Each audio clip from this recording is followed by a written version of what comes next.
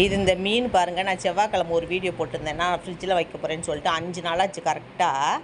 நான் இன்றைக்கி சனிக்கிழமை எடுத்திருக்கேன். எடுத்து பாருங்கள் எப்படி கல் போல் இருக்குன்னா, அதில் நான் தண்ணி ஊற்றிக்கிறேன்.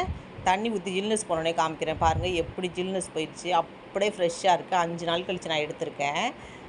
இப்போ இதை வந்து க்ளீன் பண்ணிக்கிறலாம். இந்த கிழிச்ச மீனை இந்த முதுகில் இருக்க சிறகு, வயிற்றில் இருக்க சிறகு, இந்த குட்டியாக இருக்கும் தலையை சேர்த்து வெட்டிட்டேன். நான் தலையை சேர்த்து வெட்டிட்டு இந்த மாதிரி நல்லா க்ளீன் பண்ணிடலாம்.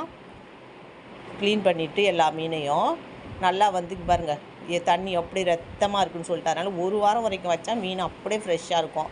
இப்போ இந்த கையை வச்சு வயிற்றில் கையை விட்டு இந்த குடல் எல்லாத்தையும் எடுத்துடலாம். இந்த மாதிரி எடுத்துட்டோன்னா மீன் சூப்பராக க்ளீன் ஆகிடுச்சு. இப்போ 2 முறை நான் அலசிட்டேன். இப்போ 3ஆம் முறை நல்லா மஞ்சத்தூள் உப்பு போட்டு இந்த மாதிரி கையை வச்சு நல்லா பெசரிட்டு தண்ணி ஊற்றி அலசி எடுத்துக்கிறலாம். எடுத்துட்டு இன்னொரு முறை தண்ணி ஊற்றி அலசி எடுத்துட்டோன்னா சூப்பராக மீன் க்ளீன் ஆகிடும். எல்லா மீனையும் இந்த மாதிரி அலசினோன்னா கவுச்சி ஸ்மெல்லே இருக்காது. குழம்பு வைக்கும்போது இந்த மாதிரி நல்லா பாருங்கள் எவ்வளோ ஃப்ரெஷ்ஷாக இருக்குதுன்னு சொல்லிட்டு. அதனால் இப்போ பாருங்கள் மீன் சூப்பராக ஆயிடுச்சா. இந்த மாதிரி 5 நாள் ஃப்ரிட்ஜில் வச்சா கெட்டு போகாது. இப்போ இந்த மீனை நம்ம எப்போ வேணாலும் யூஸ் பண்ணிக்கலாம்.